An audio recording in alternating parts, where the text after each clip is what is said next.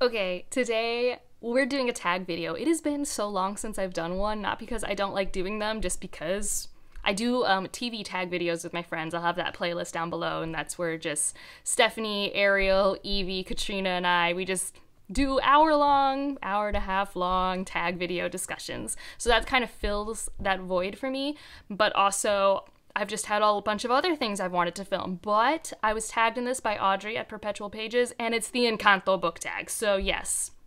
Yes, this was like an instant. I didn't really know what I was going to film for this week, and this was like, well, yes, you will film this video. This is what you're going to do. So here we go. If you do not know, I love this movie. It is so wonderful. I have seen it 3 times. I listen to the songs all the time. It is too real, and I'm half like Venezuelan, and it speaks to me, and it's the closest I'm ever getting to a Disney princess, and I'm taking it. I am taking it. So these are all prompts based off the songs, I believe in chronological order, and it's supposed to have book prompts. I have so many prompts, like so many like ideas for this, and I think we might be doing this for our TV book tag sort of thing, even though it's a movie. So maybe I'll try and keep it to 1 for this to save some answers for that future video with my friends. But also I might just break all the rules, because that's what I do with tag videos anyways. But let's get into it with number 1. Name a book that explores multiple family generations. So of course, Audrey took the one that I would have said, and it's actually the book that I compare to Encanto, which is The Inheritance of Orquídea Divina. They have very similar vibes. So if you didn't know, I compare the two, but I will think of my own answer, and I have a couple. But I think the one that I talk about the least on my channel that I really love is La Rose by Louise Erdrich. This was the first book I ever read by her, and the thing I loved about it was exploring multiple generations of this family.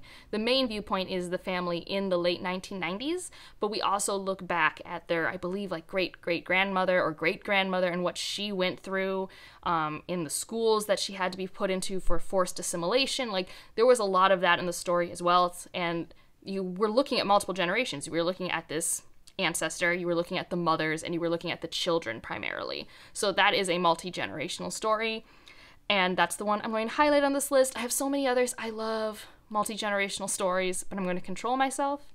La Rose is great.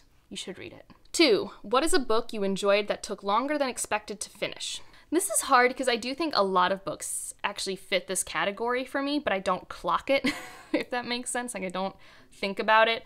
I remember before being on the bookish internet, before reading became the hobby that it really is for me now, I would spend weeks reading one book and it would be a favorite of all time. Like, the first time I read Way of Kings, it took me like 2 months. Like, it's not like I read that in 2 weeks. The second time I read it in 2 weeks, mainly to get to Words of Radiance, which I also read in 2 weeks. But like, you know, I didn't used to read things so consistently. It didn't used to be I read a book every day, you know, like that wasn't the thing. And I don't mean like finished a book every day, but, you know, pick up a book every day. That was not who I used to be as a reader. It's something I became in grad school and then extra became with BookTube, but yeah. And I think the most recent one is The Liar's Knot by M.A. Carrick, because I love this book. 5 stars. Maybe like a little less than the first book, but like honestly still so good. And I don't know if it was my mental health or just the pacing of the book, but when it came out, I thought I would pick it up release day and finish it, like binge it out in like 3 or 4 days. But I didn't. It took me most of the month to pick it up and slowly read it, but that was also fine. I just wasn't expecting it to be that experience because I just remember The Mask of Mirrors being a very different experience, but they're different paced books, so it kind of makes sense. 3. Name a character who has to do it all. This is obviously in response to surface pressure. And I have so many characters, and I'm just going to list these 3 because they also all have 3 letters in their names. We have Wen, Vin, and Ren. So Wen from the Greenbone Saga, I feel like we all love her, and part of that is she has so many hats. Like, she does so many things. She's like, has to be a great partner to Hilo, she has to be a great mother, she has to be so many things that I can't mention because they're spoilers for the series, but she picks up so many roles. She wants to be so many things. She's not satisfied with just existing a easy lifestyle. She like goes out of her way to find ways to work and fulfill the clan, and I love that about her. She's great. And Vin, I mean, a lot of the journey of Vin is figuring out how she can have it all. Like, not so much like she's greedy and she needs to have her cake and eat it too, but like she's struggling with her identity and trying to figure out what parts of the masculine and feminine identities of this culture can she encompass within herself and feel like herself. So that's why I put her here. And then Ren from The Mask of Mirrors, especially in The Liar's Knot, is like, she's struggling. She's doing too much. She has too much on her shoulders. It's like, Ren, you need to calm down. You don't need to do it all. And so that's why she ended up on this list. But also just like 3 name women fantasy people. They're just doing all the things. 4, talk about a book you haven't talked about.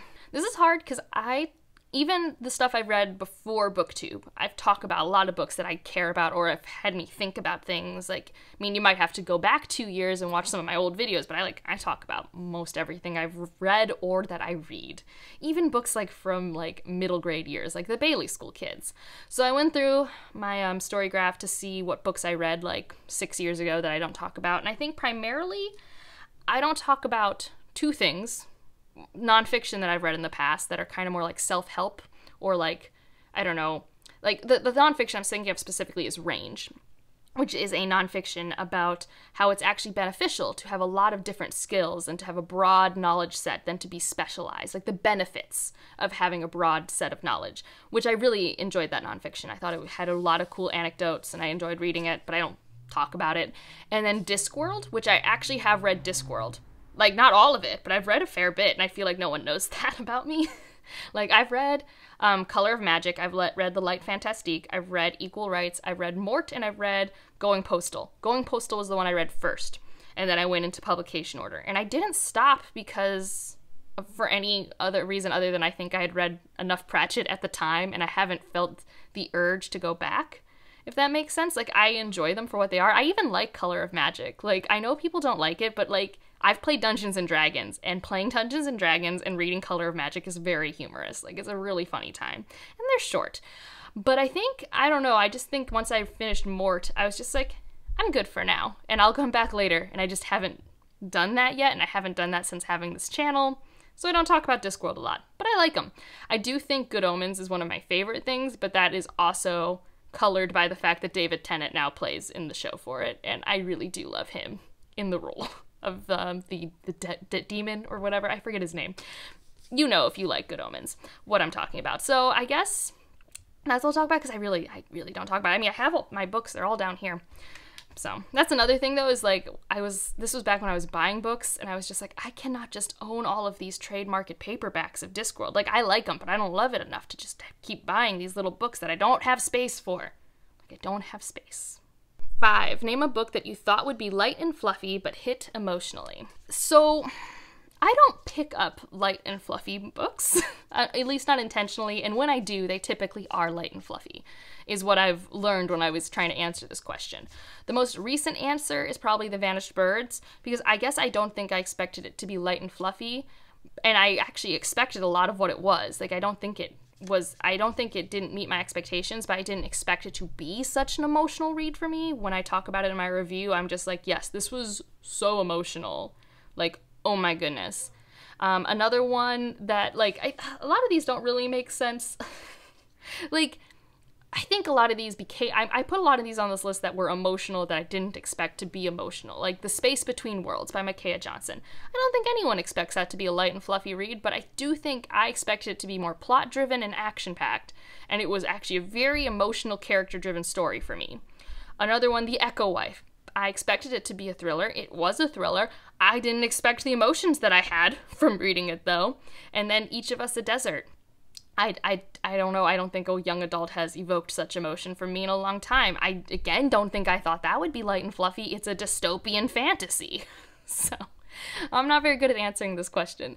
But I think the idea isn't what it's supposed to be, because, you know, it's the song, What Else Can I Do? So, like, I think I'm answering the spirit of this prompt. 6, characters who make you believe in soulmates. I didn't think about this very hard. I thought of the first set, and it's cliche for me, it's basic, but it really is what it is, and that's Lyra and Will from His Dark Materials. They were the first character relationship that I was just like, yes, this is why soulmates are real, these are goals, and I don't know, I read it when I was of the age to read the series, and it still works. I've reread that series as an adult, I've watched the TV show. they are my original one true pairing or whatever it is. I'm sure I could think of others, but this was literally the first thing I thought of when I read this question. I'm like, it's these two. Yeah, it's these two. I mean, they're the main reason I really love the trilogy. Like, I love them both. I love how they balance each other. I love the journey they go on together. I love how mature their very young relationship is. Like, they're barely teenagers. And, like, the way they balance power and the dynamics of leaning on each other. I really loved it. I really loved it. So that's my answer. 7, name a book that features rebuilding relationships.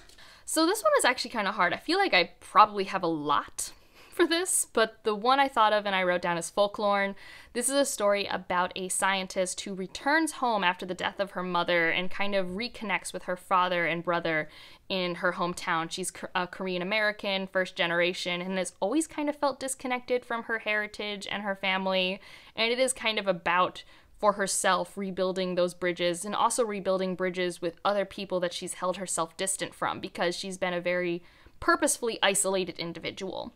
And it's kind of about her as she goes through this process of grief and re-remembering, forming these connections again, rebuilding and building new ones. So I thought that worked for this prompt. 8, name a book that left you immersed in the culture. So I picked books that were fantasy books. I thought maybe I should pick books that were like contemporary or historical fiction, but I'm landing on books that truly, like, I understood the culture to the point where I was responding in ways that I wouldn't have if I wasn't in that world. And that's the Greenbone Saga and Rook and the Rose.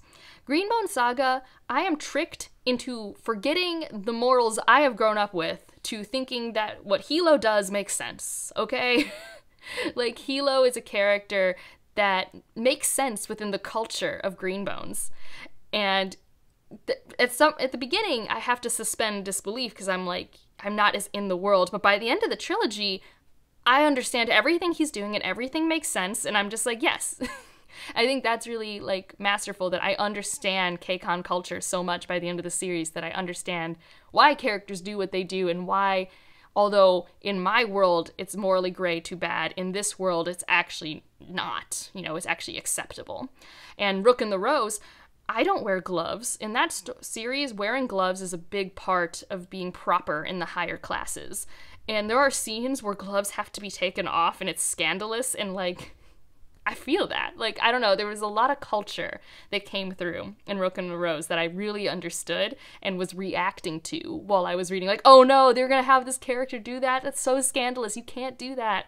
It will be taken the wrong way. Like, I think that's when I feel immersed in the culture of a fictional world, at least, is when I understand those things. And I think those two series do it particularly well. So yeah, those are all of the prompts. I should tag people.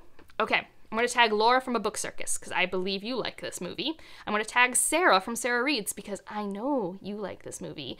I would tag Evie, because I know she likes it, but we're probably going to do it together. So I will not tag Evie.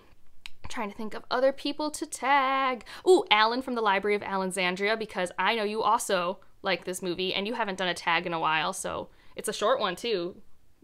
So yeah, you're tagged. I'm trying to think of other people I have talked to about Encanto, which is, like, truly everyone. Judith from Dead Good Book Reviews. You love this movie too. We rewatch it, like, not together, but almost together all the time. And if you love this movie, do this tag. I will have the original creator and Audrey's down below. And yeah, I hope you enjoyed hearing me gush about books and Encanto. Like, truly a wonderful movie. If you haven't seen it, you know, I don't know, go find it. Go watch it. Get it from the library, you know, or if you don't have Disney Plus, find a friend who has Disney Plus. Borrow it. Borrow it for a second. And if you made it this far, leave a butterfly as the emoji if you know you know. And like if you liked it, subscribe if you want to, and I'll see you in the next one. Bye.